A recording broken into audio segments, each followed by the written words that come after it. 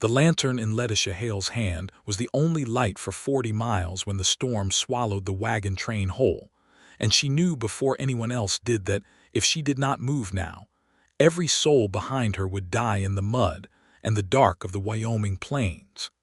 It was the autumn of 1867, the second week of October, and the grass along the North Platte had already gone the color of old rope. Letitia was 26 years old, a widow twice over in spirit if not in law, for her intended husband had died of the cholera in St. Joseph before they had even set out, and she had chosen to continue west anyway rather than return to a Missouri farmhouse full of memory and mud. She had signed on as a teacher and a nurse for the Fenwick Company, 41 wagons bound for the Oregon country, and in the 4 months since leaving the Missouri River, she had learned more about mules, fevers, and the particular cruelty of prairie weather than she had ever learned about the alphabet she was meant to teach the children. She was not a woman anyone would have called delicate. Her hands were rough from rope and reins, her face freckled brown from 4 months beneath a relentless sky, and her hair, the color of wheat gone dark with rain, was always escaping its pins no matter how she fought it.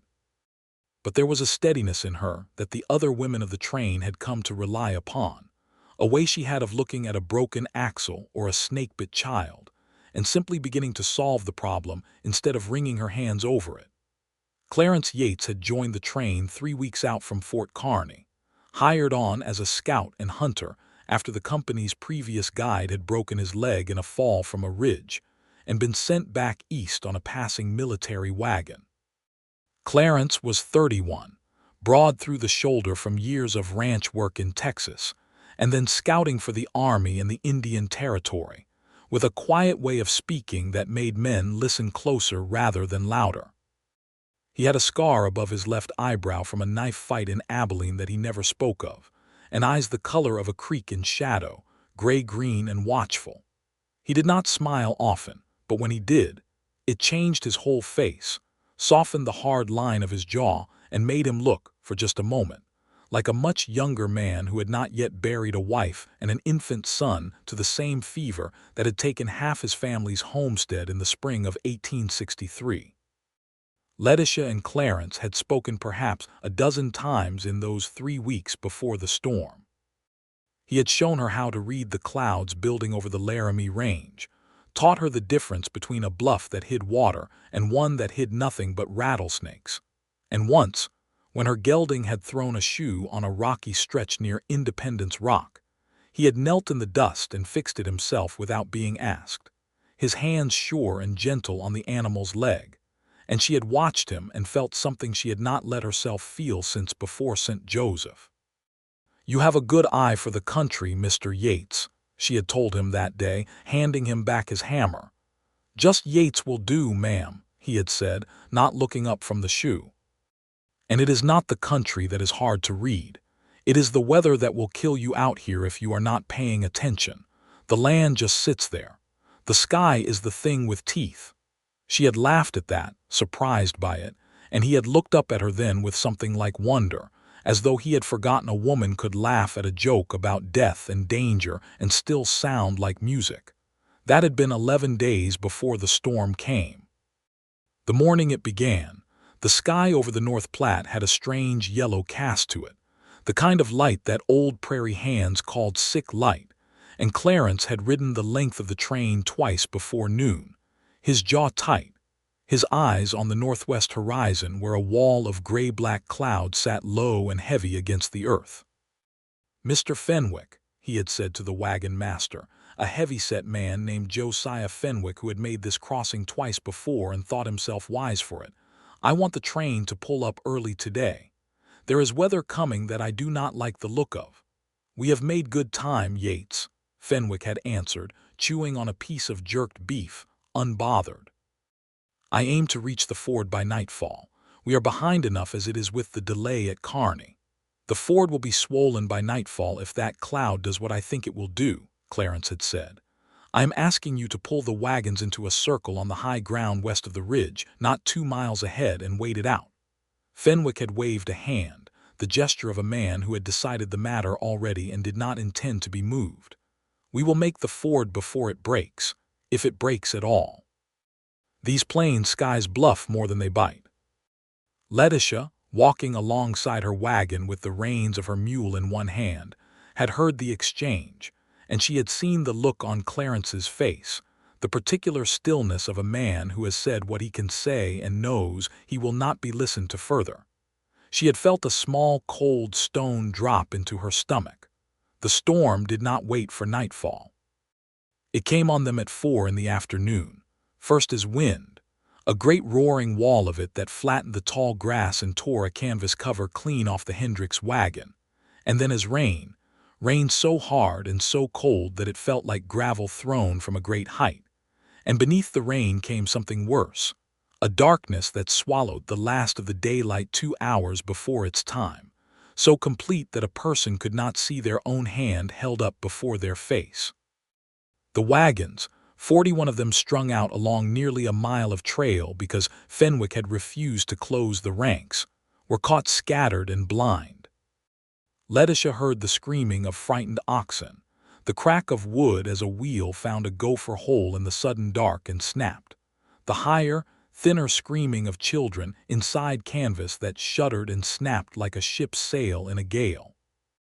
Lightning came in long white sheets that lit the whole world silver blue for half a second at a time and then plunged it back into blindness. And in one of those flashes she saw the ford ahead of them, saw the North Platte, ordinarily a lazy brown ribbon a man could walk across in most seasons, now a boiling brown flood eating at its own banks, rising even as she watched. Fenwick's lead wagons, 4 of them, had already started down the slope toward that ford in the last of the daylight, not knowing what waited below, and there was no way to call out to them over the wind and the thunder, no way to make them hear a warning shouted across 200 yards of screaming darkness. Letitia did not remember deciding to act. She remembered only that her hands were already moving, unhitching her mule from the wagon traces, and that she was shouting for anyone to bring her a lantern, and that when no one moved fast enough she ran to the supply wagon herself, wrenched open the crate where the oil lanterns were kept wrapped in straw, and pulled one free with hands that shook so badly she nearly dropped the glass chimney in the mud.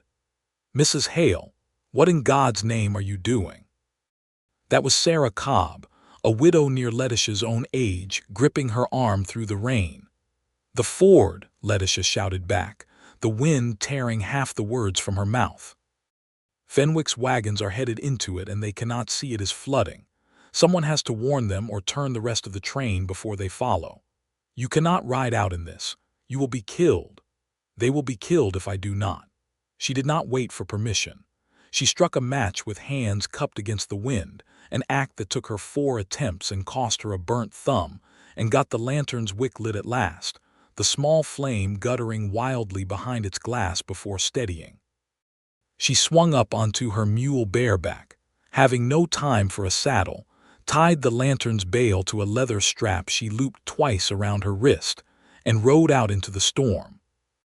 Clarence found her within the first quarter-mile, though neither of them would later be entirely certain how, given the blindness of the night and the roar of the wind. He had been riding the length of the train trying to hold the wagons together, trying to keep the terrified drivers from bolting their teams in every direction, and he had seen, impossibly, a small bobbing point of lantern light moving away from the train and down toward the river, and something in him had known immediately and with total certainty that it was her. He put his heels to his horse and rode after that light as though his own life depended on catching it, which in every way that mattered to him, it did. "Letitia," he shouted, and it was the first time he had used her given name, though neither of them marked that fact in the moment, there being no room in either of their minds for anything but the storm and the flood and the wagons rolling blind toward the water. "Letitia, hold up." She heard him over the wind only because her mule slowed at the sound, and she followed its ears, turning in the saddle to see him coming up alongside her, rain streaming off the brim of his hat, his horse's eyes wide and white-trimmed with fear. "The ford is flooding," she called to him, Fenwick's lead wagons went down ahead of the storm. They cannot see what is waiting for them. I know it. I am riding to turn them. He looked at the lantern swinging from her wrist, the small stubborn flame somehow still burning behind its glass despite the rain hammering at it, and something in his chest twisted at the sight of her, soaked through, mud to her knees, riding bareback into a flood with nothing but a burning wick between her and total darkness. You should not be out here alone. I am not alone, she said. You are here. There was no time for anything more between them. They rode together down the slope, the ground growing slick and treacherous beneath the animals' hooves, the roar of the swollen river growing louder with every stride, until it seemed to fill the whole world, a sound like some vast beast breathing. They saw the lead wagon's lantern first, a weak yellow smear in the black, and beyond it, in a lightning flash that seemed to last a full second, Letitia saw the driver, a young man named Peter Ashcombe who could not have been more than 19, hauling on his team's reins as the lead oxen balked at the water's edge, sensing what the man driving them could not yet see. Peter. Clarence roared, and his voice, trained by years of shouting over cattle and gunfire and army drills, carried where a lesser voice would have been lost entirely. Turn back. The ford is flooded. Turn your team. Do not go in. But the wind tore his words apart before they reached the boy, and the ox team, panicked now by the thunder and the smell of the racing water, lunged forward despite Peter's hauling on the reins, and the wagon lurched down the last few feet of bank and into the current. Letitia did not think. She spurred her mule forward, holding the lantern high, and rode along the bank parallel to the struggling wagon, screaming Peter's name, and in the wild light of another lightning flash, he turned his head and saw her, saw the lantern swinging against the black sky like a single small star fallen to earth, and something in the sight of it seemed to break through the animal panic of his own fear. Cut the traces. Clarence bellowed, riding up on the far side, close enough now to the swirling water that his horse fought him with every stride. Cut them loose, boy, before the water rolls the wagon and takes you with it. Peter, God love him, had the presence of mind left to draw the skinning knife from his belt and slash at the leather traces binding him to the panicked oxen, and the moment the wagon's weight came free of the animals it began, mercifully, to catch against a fallen cottonwood snagged in the current some yards downstream, groaning and tilting, but holding, at least for the moment, against the flood. Get to the wagon bed, hold onto the bows. Letitia screamed, and Peter scrambled back into the wagon box even as water sheeted over the sideboards, and clung there with white knuckles to the wooden bows that had once held the canvas cover, now torn away and lost somewhere in the dark.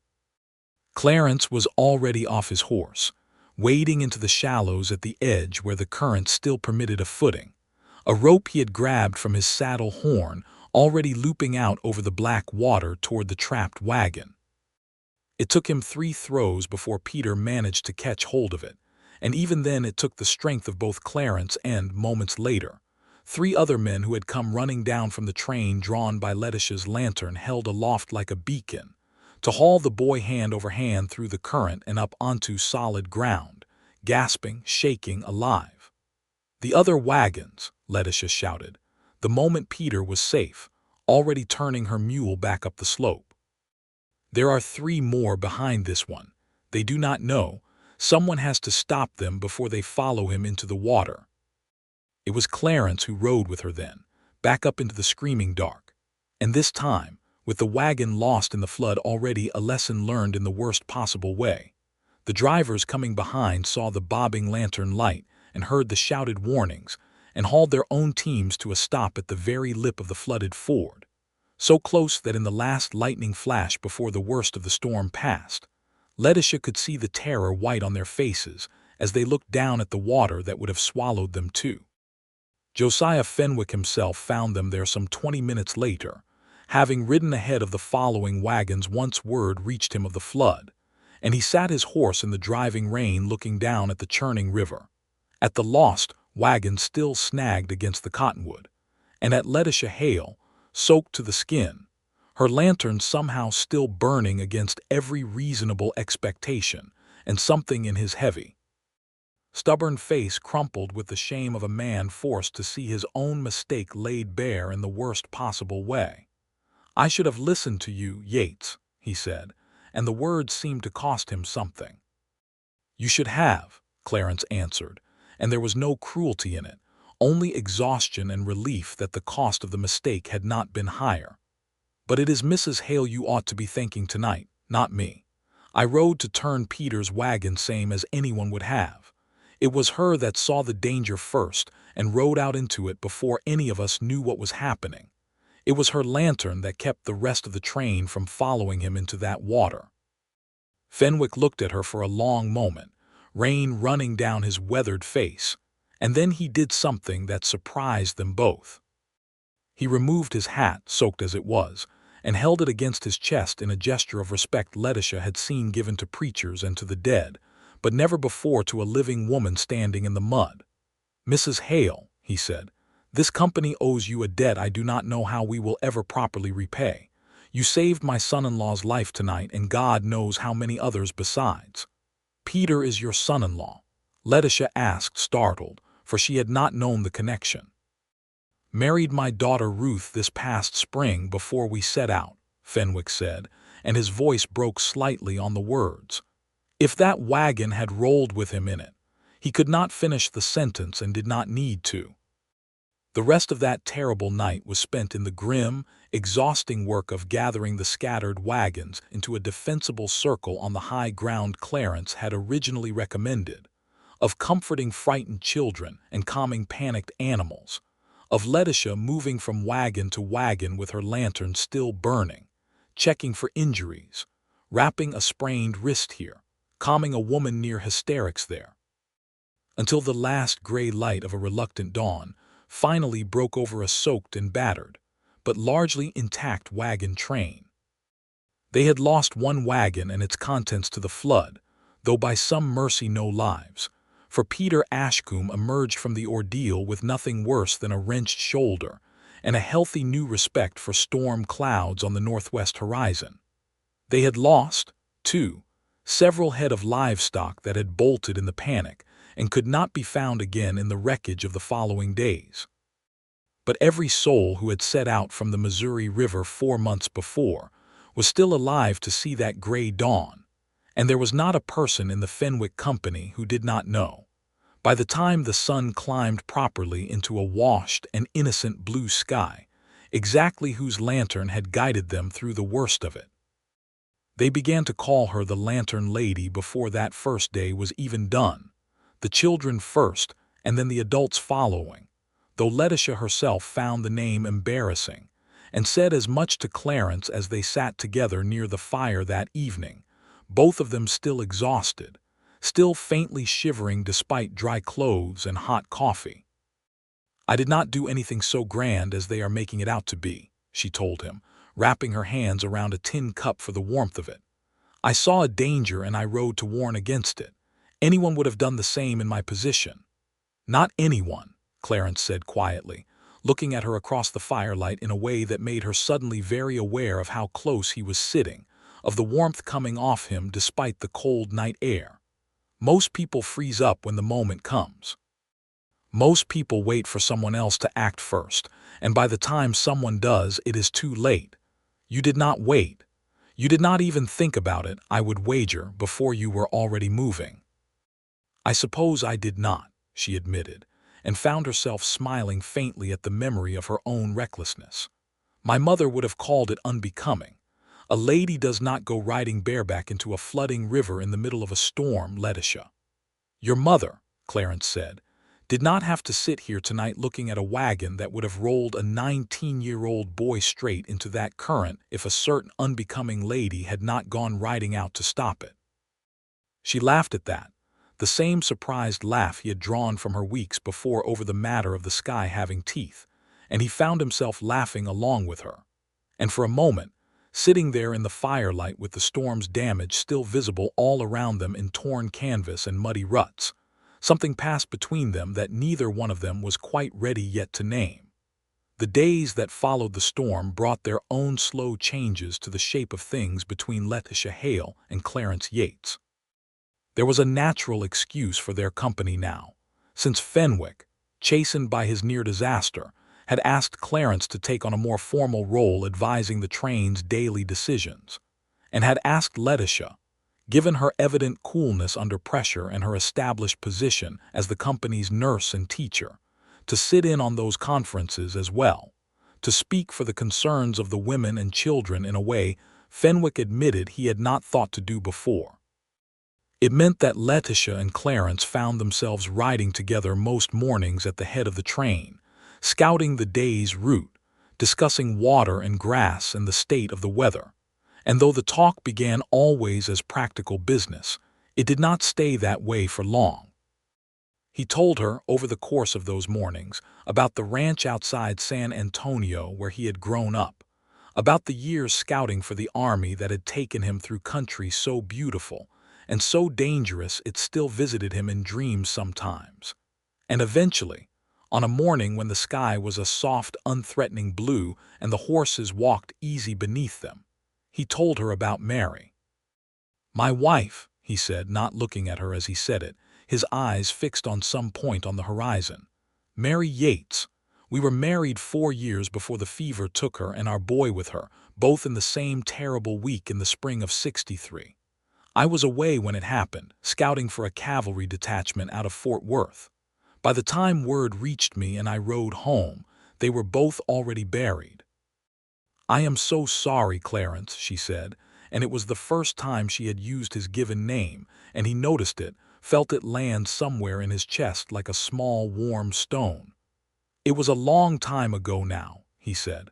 4 years this past spring. I do not carry it the way I once did. But I do not suppose a man ever quite stops carrying something like that.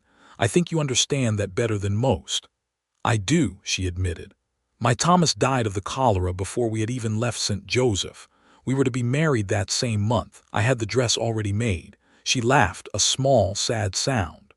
"I still have it, folded in the bottom of my trunk. I do not know why I have kept it. I suppose I could not bear to leave it behind, even knowing I would likely never wear it." "Perhaps you have kept it," Clarence said carefully, "because some part of you has not entirely given up on the notion of wearing it someday. For someone else, I mean. Not to replace him, just to go on living." She looked at him then, surprised by the gentleness in his voice, by the careful way he had offered the thought without pressing it upon her, and something in his gray-green eyes told her that he was not speaking only of her. "Perhaps," she said softly, and let the conversation rest there, though neither of them forgot it. It was in the weeks after that conversation that the true courtship between them began, quiet and careful as it was, built not on grand declarations but on small daily kindnesses that accumulated like snow before a spring melt. Clarence began bringing her wildflowers he found along the trail, not with any romantic flourish, but simply setting them on the seat of her wagon before riding ahead to scout, as though it were the most natural thing in the world. Letitia began saving the choicest portions of whatever game he brought back from his hunts, cooking them with the particular care she had once reserved for Thomas, though she did not let herself examine too closely what that habit might mean. They took to walking together in the evenings when the wagons had circled, and the animals were staked out to graze, talking of everything and nothing, of the books they had read as children, of the places they hoped to see once the crossing was done, of the strange and terrible beauty of a country that could kill you with a flash flood 1 week and humble you with a sunset the next. There were, of course, other dangers on the trail besides storms, and it was one of these that brought Letitia and Clarence closer still, in a manner neither of them had anticipated. 3 weeks after the flood, as the train wound its way through the high desert country beyond the Sweetwater, a band of Shoshone riders appeared on a ridge above the trail, perhaps a dozen men, watching the wagons pass with expressions the settlers found impossible to read. Fear rippled through the company immediately, several of the men reaching for rifles, and it was Clarence who rode forward alone, unarmed, his hands visible and open, to meet the riders halfway.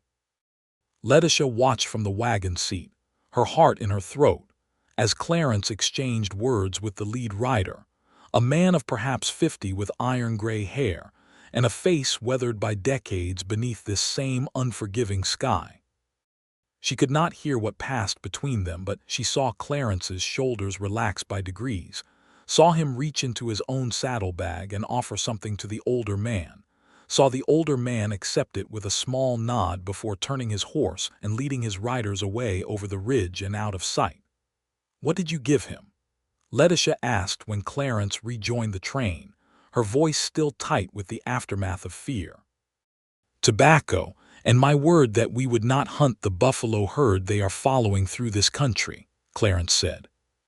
"They lost 2 children to the smallpox last winter, brought by another train that came through in a hurry, and did not think to ask permission to cross this ground.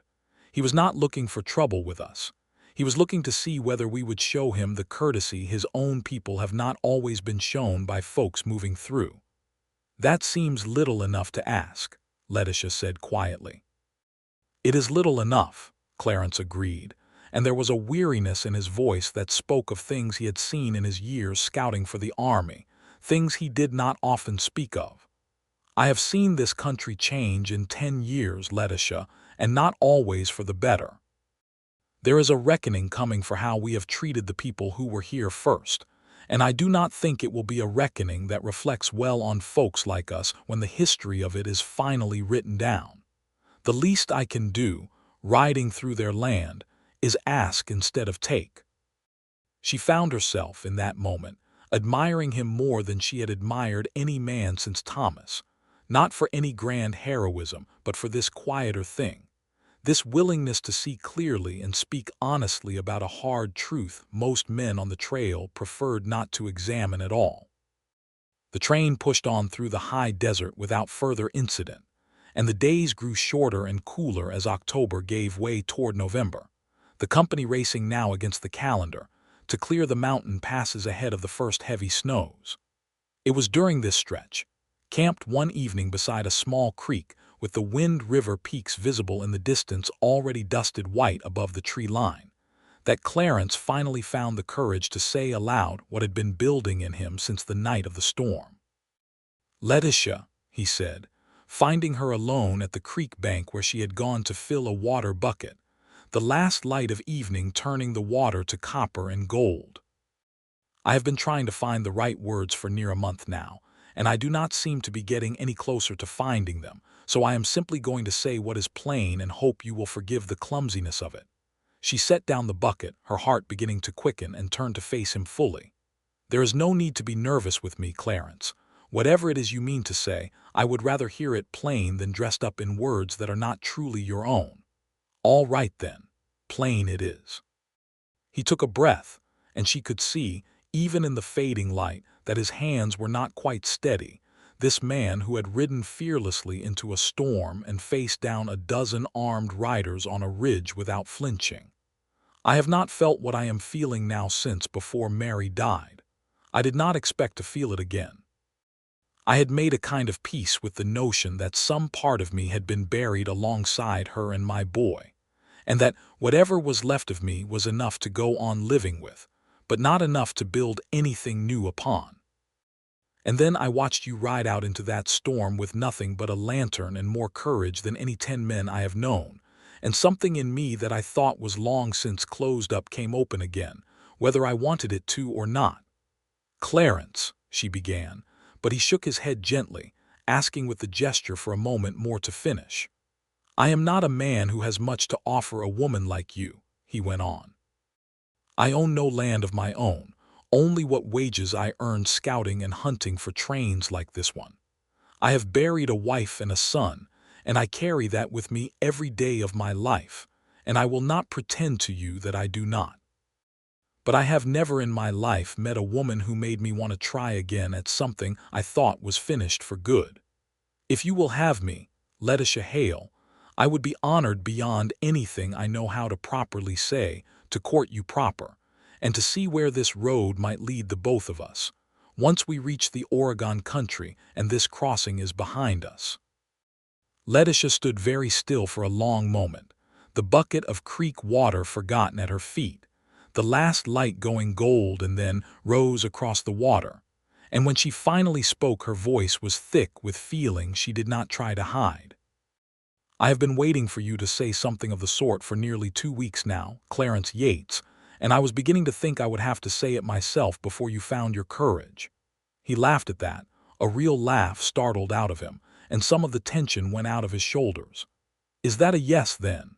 "It is very much a yes," she said, and stepped closer to him at the creek bank, close enough now that he could see the color rising in her cheeks despite the fading light. "I love Thomas, and I will not pretend I did not, nor will I ask you to pretend you do not still love Mary and the boy you lost. But I do not think loving them means we cannot also build something new, something that is entirely our own, out of what is left to us. I think perhaps that is exactly what they would want for us, if such things could be known."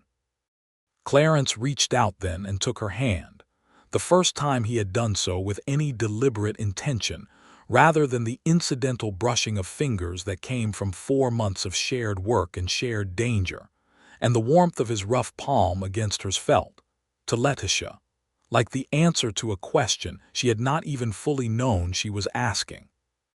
"Then I will court you proper," he said softly, "starting tonight, if you will permit me to walk you back to your wagon and see you safely settled before I go check the night guard." "I would like that very much," she said, and they walked back together through the gathering dusk, her hand still folded in his, and if anyone in the camp noticed and smiled to see it, neither Letitia nor Clarence much cared. The courtship that followed was, by the standards of the trail, both swift and proper, for there was little enough time on a wagon train racing the calendar toward the western mountains for anything resembling a leisurely courtship, as might have unfolded in a settled town back east.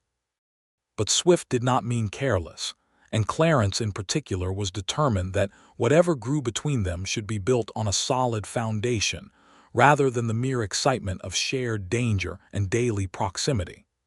He asked her formally if he might sit with her each evening after the day's travel was done, and she granted the request with a smile that told him the asking had pleased her nearly as much as the answer. He asked, too, if he might speak with her about his intentions to Josiah Fenwick, as the nearest thing to a figure of authority present on the train, and though Letitia found the formality almost comical given how thoroughly they had already established their feelings for one another, she did not discourage him from it, understanding that this careful correctness mattered to him, perhaps as a way of honoring the memory of a courtship with Mary that he had never fully gotten to see through to its natural conclusion. Since he told her once that he and Mary had married quickly, almost in haste, before he shipped out with his cavalry unit, and he had always harbored a small regret that he had not courted her properly first. "I want to do this right," he told Letitia one evening, sitting close beside her on a fallen log near the fire while the rest of the camp settled into its evening routines around them. "Not because I doubt what I feel for you. I have never been more certain of anything in my life, but because you deserve a courtship, not just a declaration in the dark by a creek bank, however much I meant every word of it." "You are a good man, Clarence Yates," she told him, resting her head against his shoulder in a gesture that had become natural to her far more quickly than she might have expected. "Whatever shape this courtship takes, I already know how it will end, and I am content to let you take whatever time and care you need to get there." Fenwick, when Clarence spoke with him, gave his blessing readily, and with a good deal more warmth than either of them had expected from the gruff wagon master. "Mrs. Hale saved my daughter's husband's life," Fenwick said, sitting across from Clarence at the small folding table he kept in his own wagon for company business. "If you are half the man I have come to believe you are these past weeks, Yates, then I could not think of a better match for her, nor she for you. You have my blessing, for whatever small worth it carries out here where the law of the land is mostly the law of common sense and good will. It carries a good deal of worth to me, sir," Clarence said, and meant it. Word of the coming match spread through the wagon train with the particular speed that gossip always finds on a journey where diversion of any kind is treasured. And far from causing any scandal or disapproval, the news was met with an outpouring of warmth that surprised even Letitia, who had not fully understood, until that moment, how thoroughly the events of the storm had woven her into the fabric of this traveling community. Sarah Cobb, the widow who had gripped her arm on the night of the flood trying to stop her from riding out, wept openly with joy at the news and immediately began plotting, with several other women of the train, what modest celebration might be arranged once the crossing was complete. Peter Ashcombe, the young man whose life Letitia had helped save, presented Clarence with a hand-carved wooden box, fashioned during the long evenings of the journey from a piece of cottonwood he had salvaged, containing a small collection of pressed wildflowers Letitia had once shown a fondness for, a gift so unexpectedly thoughtful from a boy not yet 20 that it brought tears to Letitia's eyes when Clarence presented it to her on her behalf. He said it was the least he could do for the woman who kept him from washing away in that river, Clarence told her, watching her turn the box over in her hands, tracing the careful carving of a rose worked into its lid. I think half this train would walk through fire for you now, Letitia, if you asked it of them. I would rather they simply arrive safely in Oregon, she said, though she was smiling. That would be thanks enough for me. The mountains came up to meet them in the last week of October, the passes still open but the air growing sharp and thin with the promise of the winter closing in behind them. And it was in this stretch of the journey, climbing through country of pine and granite and rushing white water, that the wagon train faced its second great trial, one that would test Letitia and Clarence's growing bond as thoroughly as the storm had first revealed it. A wagon belonging to the Hendricks family, the same family whose canvas cover had been torn away in the earlier storm, lost its brake on a steep downgrade approaching a narrow mountain crossing, and the panicked team, unable to hold the wagon's weight against the pull of the slope, bolted forward in a runaway that threatened to carry the whole rig, and the two young children riding within it, over the edge of a rocky drop that fell some 30 feet to a boulder-strewn creek bed below. Clarence, riding scout ahead of the main train at that moment, heard the screaming before he saw the wagon and turned his horse back up the trail at a dead run, arriving just in time to see the runaway team bearing down on the narrow turn where the trail hugged the cliff edge most closely. He did not think. He spurred his horse alongside the bolting team, close enough that the wheels of the careening wagon nearly took his mount's legs out from under him, and reached across the gap to seize the trailing rein of the near-side ox, hauling back with every ounce of strength and leverage he possessed, his own horse straining against the pull of it, until between the combined weight of horse and rider working against the panicked animal, the team's headlong rush began, agonizingly slowly, to break. It was not enough on its own. The wagon was still moving too fast, the turn still too close, and Clarence knew, in the fractured half-second such crises allow a man to think at all, that the team would not stop in time unless something more drastic was done. It was Letitia, arriving on the scene at that same moment, her own horse having carried her forward the instant she heard the commotion, who saw what Clarence could not, positioned as he was fighting the team from the side.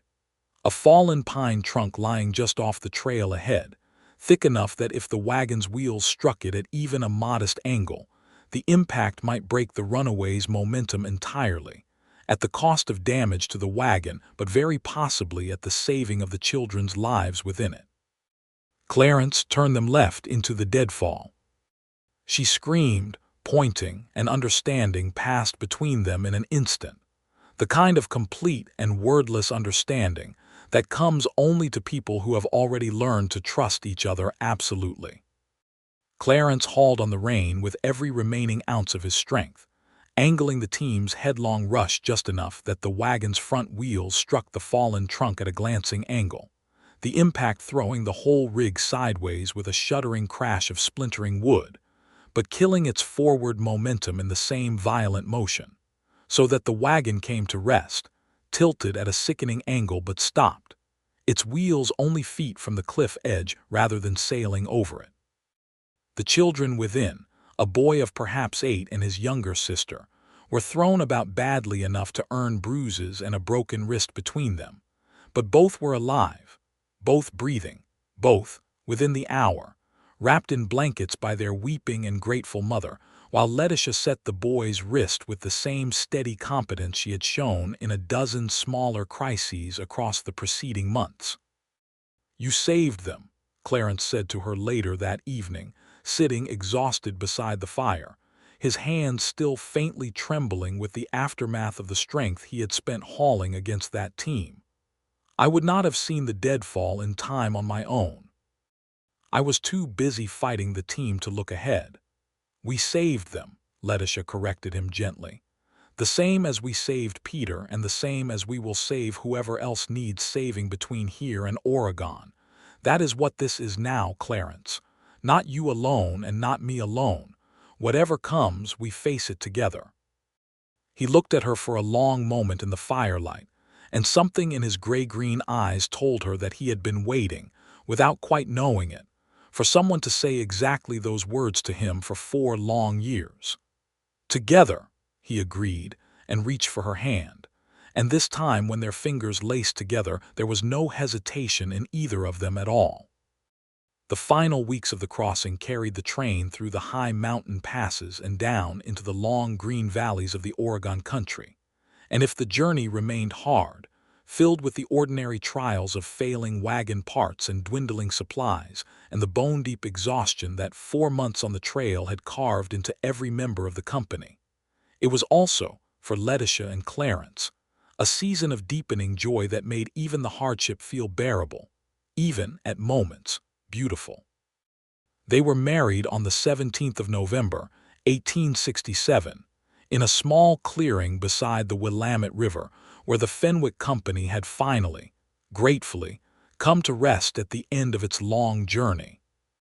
There was no church for miles, no proper minister of any established denomination, but a circuit-riding preacher named Reverend Amos Whitfield, himself traveling through the valley to establish a congregation among the scattered settlements, happened to be passing through the very week the train arrived, and agreed readily to perform the ceremony when the whole matter of the storm and the lantern, and the courtship that had followed was explained to him by an eager and talkative Sarah Cobb. Letitia wore, in the end, not the dress she had once had made for her marriage to Thomas, folded still at the bottom of her trunk, but a simpler dress of blue calico sewn for her by the women of the train in the weeks following her engagement to Clarence, a garment made with such evident love and care, each woman contributing some small portion of the work, that Letitia wept when they presented it to her, and told them it was more beautiful to her than any dress she could have imagined wearing back in Missouri. "I have kept Thomas's memory in that other dress long enough," she told Sarah Cobb, who had become, over the course of the journey, as close a friend as Letitia had ever known. "It is time I let this new life be entirely its own, made of new things built by new hands. I think Thomas would understand that, and I hope, wherever he is, that he is glad for me." The wedding itself was a simple affair by the standards of any proper Eastern town, held outdoors beneath a sky scrubbed clean and blue by the mountain air, with the whole surviving company of the Fenwick train gathered to witness it, some 40 families who had crossed 2,000 miles of prairie and desert and mountain together, and had, in the process, become something closer to a single extended family than a mere collection of travelers thrown together by circumstance. Clarence stood waiting for her beneath a rough arch of pine boughs that Peter Ashcombe and several of the other young men had constructed the night before, wearing a coat borrowed from Josiah Fenwick since his own had been worn through by months of hard travel, and when Letitia appeared at the edge of the clearing on the arm of Fenwick himself, who had asked for the honor of giving her away in the absence of any family of her own present on the journey, Clarence felt something in his chest come fully, finally undone. All the careful walls he had built around his heart, since Mary's death dissolving at the sight of the woman walking toward him through the dappled autumn light. "You look," he said, when she had reached him at last and Reverend Whitfield had cleared his throat meaningfully to begin, "like every good thing this country has to offer, and I do not know how I have gotten so lucky as to stand here today." "Hush, Clarence Yates," she whispered back, though she was smiling so widely it was a wonder she could speak at all. "Let the man marry us before you go making me cry in front of the whole company." The vows they spoke were simple, the kind exchanged by countless couples across the frontier who had no need of elaborate ceremony to know the truth of what they felt for one another. But Reverend Whitfield, moved by the story he had heard of the storm and the lantern, added a few words of his own to the standard service that brought tears to more than one eye among the gathered witnesses. "I have married many couples in my years riding this circuit," he said, "but I do not know that I have ever married two people whose story better illustrates what this scripture means when it speaks of a light shining in darkness, and the darkness not overcoming it." Letitia Hale rode into a storm with nothing but a small lantern to guide her, and in doing so she guided not only the wagon she set out to save, but the heart of the man who rode to meet her in that same darkness. I do not think it is any accident that light finds light, nor that courage finds courage. May this marriage be, for the both of you, and for all who witness it today, a light that no storm to come will ever be able to extinguish. There was scarcely a dry eye in the clearing by the time he pronounced them married, and when Clarence kissed his bride for the first time as husband and wife, the whole company erupted into a cheer that echoed off the surrounding hills and sent a flock of startled geese wheeling up from the river in a great gray cloud against the blue autumn sky. The celebration that followed lasted long into the evening, the women of the train having pooled their remaining stores of flour and sugar and dried fruit to produce a wedding feast far grander than anyone had expected the exhausted remnants of their supplies could still provide. And there was music, too, for the Hendricks family, whose children Clarence had helped save from the runaway wagon, possessed among their belongings a battered fiddle that the father, once his son's wrist had properly healed, proved surprisingly skilled at playing, and the whole company danced beneath the stars that night in a manner that felt to Letitia less like the end of one journey than the joyful beginning of an entirely new one. Fenwick himself, well into a cup of the company's carefully hoarded brandy, made a toast that evening that Letitia would remember for the rest of her life.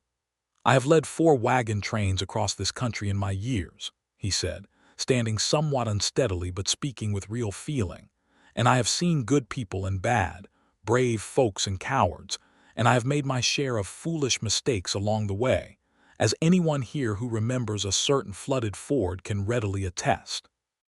A ripple of knowing laughter went through the gathered crowd. "But I do not believe I have ever seen a more remarkable thing than what I witnessed the night of that storm, when a woman with more courage than sense, by her own admission, rode out into the black heart of it with nothing but a lantern, and by doing so, saved this whole company from a tragedy I do not care to imagine the shape of. I am a hard man to move to sentiment, as my wife back in Missouri would tell you readily enough if she were here to say it. But I will say this plainly. This train would not have made it whole to Oregon without Letitia Hale, and I do not believe Clarence Yates would have found his way back to the living, after all the sorrow that man has carried, without her either. To the both of you, may your marriage be as steady as her nerve on that terrible night, and may it carry you both together through whatever storms life still has waiting." The company drank to that toast with real feeling, and Letitia, standing beside her new husband beneath the vast Oregon sky, felt for the first time in years a sense of having arrived somewhere that was truly, fully home. They settled that winter in a small valley some 15 miles from the growing settlement of Oregon City, on a parcel of land Clarence had scouted during his years, working the territory for the Army, rich bottomland along a creek that ran clear and cold, even in the driest months of summer, shadowed by stands of fir and cedar that would provide timber for a proper house once the spring thaw allowed for building. They spent that first winter, as many settlers before them had, in a modest cabin thrown up in haste before the heaviest snows arrived. But Letitia never once complained of the cramped quarters or the constant work of keeping the small space warm and dry, for she had Clarence beside her through every cold night. And after 4 months of trail dust and danger, a cramped but solid roof felt like the greatest luxury imaginable. It was during that first winter, sitting close beside the fire on an evening when snow fell thick and silent outside their small window, that Letitia told Clarence she believed herself to be carrying their first child. "Are you certain?" he asked, and she saw in his face a complicated mixture of joy and old fear, the fear of a man who had once lost a child and knew too well how fragile such hopes could prove. "As certain as a woman can be this early," she said, taking his hand and pressing it gently against her still flat stomach. "I know what you are thinking, Clarence. I know what you lost before, but I do not believe this child is meant to share that same fate. I believe we have earned, the both of us, a measure of good fortune after everything this last year has asked of us." He said nothing for a long moment, only pressed his forehead gently against hers, his breath uneven, and when he finally spoke his voice was rough with feeling he did not try to hide. "I want to believe that," he said. "I have wanted very badly since Mary and the boy to believe that good fortune was still possible for a man like me. You have given me more reason to believe it these past months than I have had in 4 long years, Letitia. I will hold on to that belief with everything I have, and I will thank God every single day between now and whenever this child arrives, for bringing you riding out of that storm and into my life." Their son was born in the early summer of 1868, a healthy boy with his father's gray-green eyes and his mother's stubborn set to the chin, and they named him Thomas Fenwick Yates, honoring in a single name both the man Letitia had once loved and lost, and the wagon master whose blessing had helped set their courtship on its proper course, a choice that moved both Josiah Fenwick, when he heard of it during a visit to their growing homestead the following autumn, and Clarence himself, who had come to understand over the course of their marriage that honoring the dead one loved was not a betrayal of new love, but simply another way of carrying forward everything good that had come before. The years that followed brought their own share of hardship, as any life on the frontier inevitably did. There were seasons of drought that tested the strength of their crops, and one terrible spring flood in 1871 that brought back for both of them, with sudden and visceral force, the memory of that night on the North Platte, though this time they faced the danger together from the very first moment, working side by side through a long night of sandbagging and animal rescue that left them both exhausted but unbroken by dawn. Their bond only strengthened by having weathered yet another storm as partners rather than as strangers thrown together by circumstance. There was heartbreak too, for they lost a second child, a daughter born too early in the winter of 1870, who lived only 3 days before slipping away in her sleep despite every effort Letitia's hard-earned nursing skills could bring to bear against the fragile weakness of her tiny lungs. They grieved that loss together, deeply and honestly, neither one trying to hide their sorrow from the other, and it was in the sharing of that grief, as much as in the sharing of their joys, that Letitia came to understand the true depth of what she and Clarence had built together, a partnership strong enough to hold both the light and the dark of a shared life without breaking under the weight of either. But joy, in the end, proved the more persistent visitor to their home. A second son, William Clarence Yates, arrived healthy and squalling in the autumn of 1872, followed 3 years later by a daughter, Mary Letitia Yates, named for the wife and mother Clarence had lost so long before, a choice that Letitia herself had proposed, understanding by then, as few could, the particular healing power of allowing old love and new love to exist together within a single family, rather than forcing one to be erased for the sake of the other. Josiah Fenwick, who had settled his own family not far from the Yates homestead after abandoning the trail guiding business following that fateful crossing, remained a close friend to them both for the rest of his life, and delighted, in his later years, in telling and retelling the story of the storm and the lantern to anyone who would listen, embellishing it a little more with each telling, until his grandchildren were convinced their honorary Aunt Letitia had once single-handedly turned back a flood with nothing but sheer force of will. A legend Letitia always laughingly protested even as she allowed it to grow, understanding that the exaggeration, however far it strayed from the plain facts of that terrible night, carried within it something true and important that was worth preserving. That courage, offered freely in the darkest moment, could light a way forward not only through a single storm, but through an entire lifetime that followed it. Peter Ashcombe and his wife Ruth, Fenwick's daughter, settled their own homestead within visiting distance of the Yates property, and the friendship forged in the terror of that flooded ford ripened over the years into something like family. Their own children growing up alongside the Yates children in the easy, tangled way of frontier neighbors who saw each other nearly every week, and thought nothing of walking 3 miles to share a meal or lend a hand with a difficult harvest.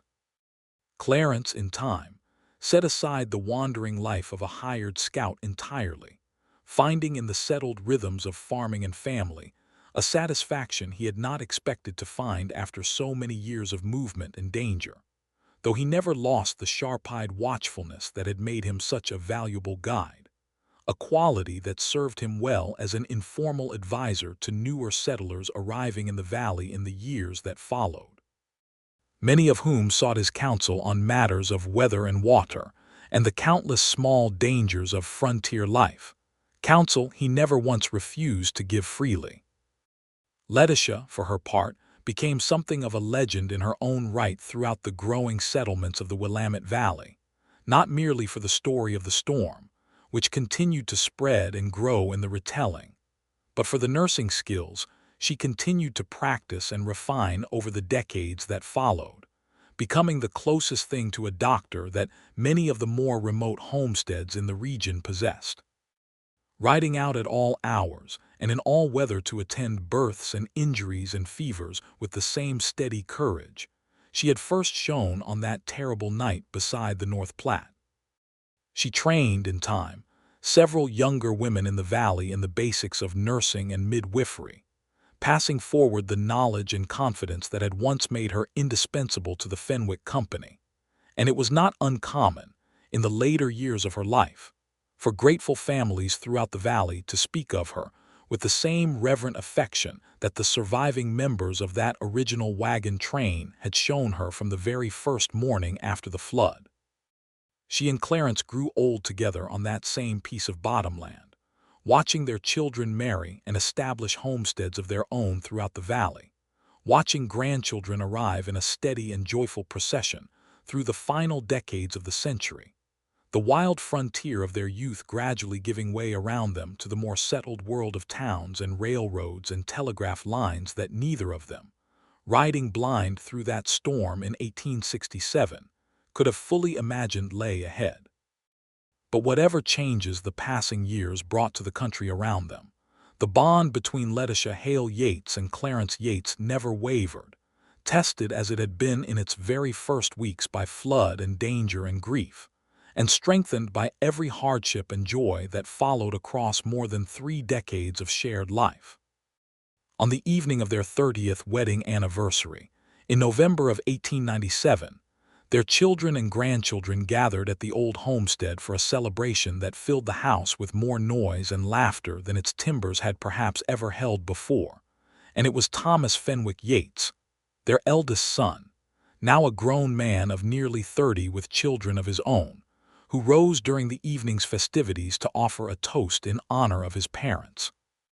"I have heard the story of the storm and the lantern told so many times in my life," he said, raising his glass, "that I sometimes forget it is not merely a story, but the true beginning of everything I have ever known and loved in this world." My mother rode out into a darkness that would have broken most people, carrying nothing but a small flame and a fierce belief that it was better to try and fail than to do nothing at all. and my father rode out to meet her in that same darkness, not because it was his duty, though it was, but because some part of him already understood, even before he could have named it, that this was a woman worth following into any storm life might ever bring. I do not know that I will ever be able to properly repay what they have given not only to me and my brother and sister, but to this whole valley, through their courage and their steadiness, and their willingness to keep loving fully even after loss had taught them both how much such love can cost. To my mother and father, may the lantern that first brought them together continue to light the way for every generation that follows. Letitia, listening to her son speak with tears standing openly in her eyes, reached for Clarence's hand beneath the table, finding it, as she had found it so many times across 3 decades of shared life, already waiting for hers. 30 years, she whispered to him, as the toast concluded and the room erupted into warm applause and the fiddle music that had become as much a tradition of Yates family gatherings as the story of the storm itself. 30 years, and I still remember exactly how frightened and how certain I felt riding out that night, not knowing you would be the one to find me in the dark. I remember it too, Clarence said, bringing her hand to his lips with the same tender courtesy he had shown her from the very first days of their courtship. Every detail of it still, as clear as if it happened yesterday. I remember thinking, watching that lantern bobbing away from the train into that black storm, that whoever was carrying it must be either the bravest person I had ever known or the most foolish, and by the time I caught up to you and saw your face in the lightning, I already knew which one it truly was. And which was that? She asked, though she already knew the answer, had known it for 30 years. The bravest, he said simply. The bravest person I have ever known, before or since, and the great good fortune of my entire life, that I happened to be riding close enough that night to see your light and follow it. Outside, beyond the warmly lit windows of the home they had built together on that Oregon bottomland, the November evening had turned clear and cold, the same kind of sky that had once, 30 years before, given way without warning to a storm that changed the course of both their lives forever. But there was no storm coming that night, only the deep quiet peace of a family gathered together in love, the fire crackling steady in the hearth, the children's laughter carrying through the old timber walls, and the two people at the center of it all, Letitia Hale Yates and Clarence Yates, still holding fast to each other's hands exactly as they had first learned to do on the muddy bank of a flooding river, decades and a lifetime of shared joy and sorrow ago, having built, from that single night of danger and courage, a home and a family and a love that had proven, in the end, far stronger and far more enduring than any storm the frontier had ever managed to throw against it. They lived out the remainder of their days on that same valley homestead, watching the 20th century arrive with its railroads and its telephone lines, and all the changes it brought to a country that had once seemed endless and untamed. And if the wild frontier of their youth gradually receded into memory and legend around them, the love they had forged within it never did, remaining instead the steady, unshakable center around which their whole family, and in time an entire community, continued to gather. Generation after generation, drawn always back to the story of the woman who had ridden into a storm with nothing but a lantern, and the man who had ridden out to meet her in the darkness, and had never once, in all the years that followed, let go of her hand again.